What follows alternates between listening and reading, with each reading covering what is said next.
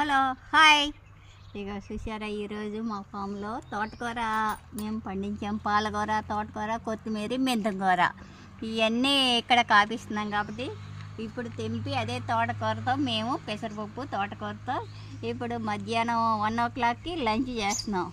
చూసారా, ఏదో తోటకూర చూడండి ఎంత నవనవలాడవా. ఏదో మనం పండించుకుంటాం వల్ల ఇంత ఫ్రెష్గా ఉంది. చూసారా, ఇది తోటకూర.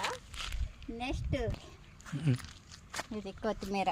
ఇది చూసారా ఎంత స్మెల్ కూడా ఎంత బాగుందో చూసారా స్మెల్. నెక్స్ట్ ఇదేమో మెంతం కూర. ఇదండి, అన్నీ ఇట్లా పండించుకుంటాం మనం. హెల్త్ పరంగా చాలా మంచిది. పాలకూర ఒక్కొక్క రోజు ఒక్కొక్క ఐటమ్స్ తోటి మనం ఏదైనా కావాలంటే వండుకోవచ్చు. లేదా పాలకూర, తోటకూర మనం స్టెప్ బై స్టెప్ వేసుకుంటా ఉంటే మనకి అందుబాటులో ఎప్పుడు కావాలంటే అప్పుడు మనకి లేకుండా మనకి అందుబాటులో ఉంటాయి. అది ఓకేనండి, బాయ్.